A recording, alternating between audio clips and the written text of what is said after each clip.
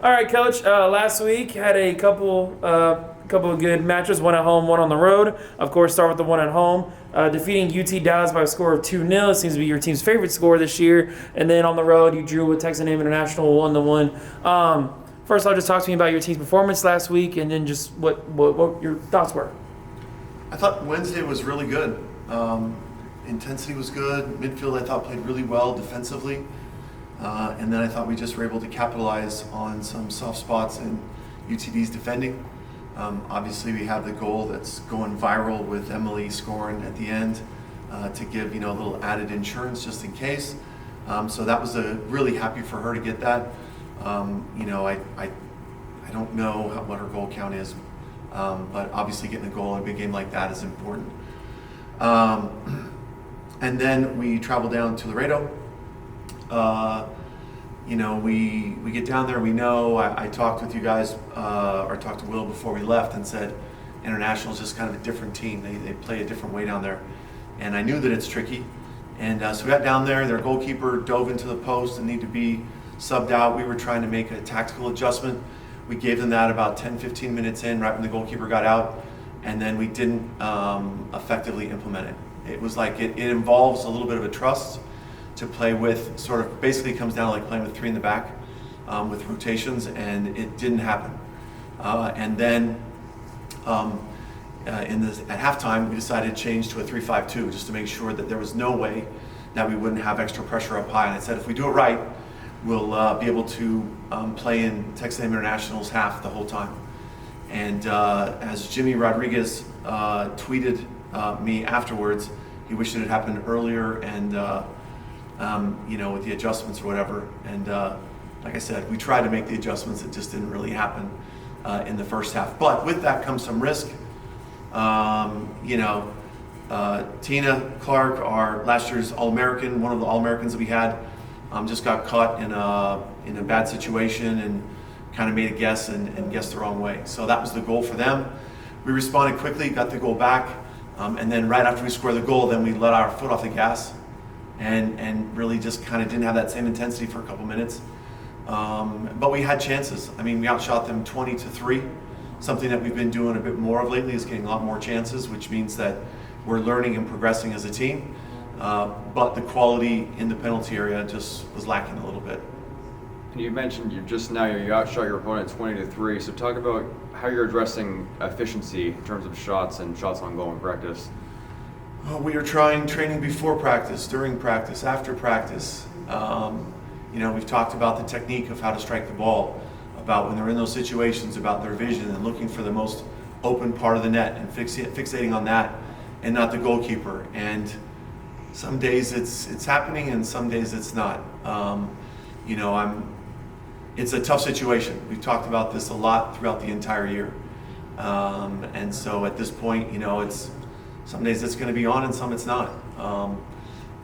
Hopefully we get better during the spring in that area where we can focus more on the individual. And then also obviously next year we've got some other players coming in too, which will, fresh faces always help kind of encourage competition for the forward position. And 8 of your last 10 games you've won in shutout fashion. You mentioned it earlier, 2-0 seems to be your favorite score this year. Yeah. Just how has your team found its stride on both sides of the ball, offense, defense, and how will that momentum carry into your final game of the season? Well, I think it's the work that the players are putting into the training. Obviously, I think the staff is doing a good job of giving them the right information. But I think that it's them implementing that in practice. And then when we get to games, again, sticking with the plan and sort of not trying to veer off of that and say, well, I've got another idea that I think I can throw in there. So when we do that, we've been very effective. So we'll continue that today as we prepare to go to TWU. And then we'll have a day off after TWU, and then we've got 3 or 4 days to get ready, hopefully, for our next game being our first game in the conference tournament, whoever that is that we're going to play against. And just overall, just from day one until now, just talk about reminiscing about this whole team and its season entirely. Just talk about their growth from day one all the way until this point. Yeah, it's been a unique situation with our forward situation with Maddie Brzezikas being out. We've needed to get goals from other places. I think that Sinai is on par, I think, with where she was last year. That's good. Last year she pushed them all in the beginning. This year they've been a little bit more spread out. Not the beginning. She scored a lot toward the end of last year, and this year it's been more balanced. But it's about the same number. So, we're looking for goals from other places, other people, and ASU's always been able to do that.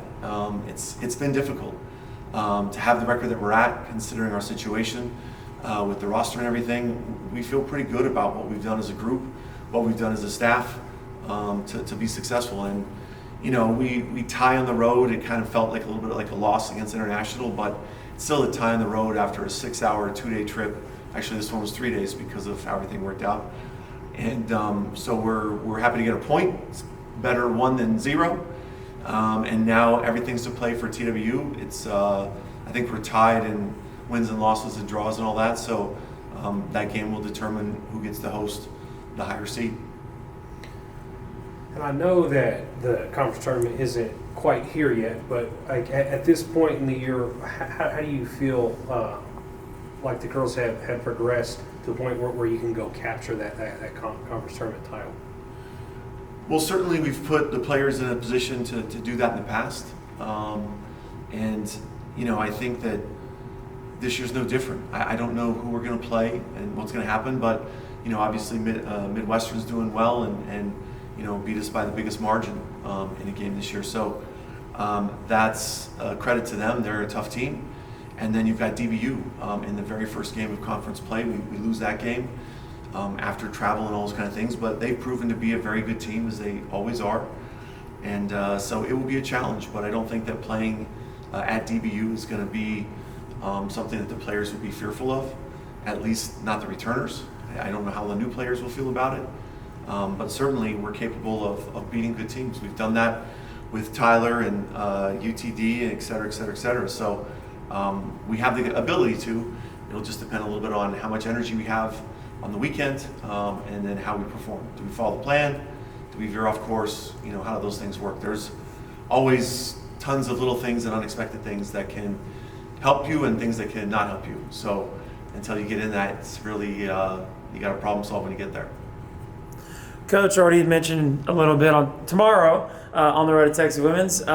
You win, you solidify your position in the conference tournament. Anything less than that, it gets a little murky. So what do you have to do, and what's the message to the team in order to get that result in your favor, and also what could we expect in that matchup against Texas Women's? Yeah, I don't know. I don't know the math. Have you guys done the math on anything to see what happens with a win or a tie? You win, and you're it, because it's you and women's. But after that, it gets a little murky because Texas Women's tied over the Midwestern. Yeah. So the tiebreaker with them going for the top down would put them ahead of you if y'all drew, and then if you lost, I'm not too sure what happens from there. Yeah. So I think that I think we're in regardless. But obviously hosting that first game is a big plus. Certainly something that I hope that they push for. I hope that they feel that encouragement from the fans, that the fans want to see them play at home and support them, and it makes things a little bit less complicated with travel and all that kind of stuff. So hopefully they want that. At the end of the day, for me, it comes down to how much they want to put into it. So hopefully they're hungry and ready for that game tomorrow night. Awesome. Thank you, Coach. Thanks, guys.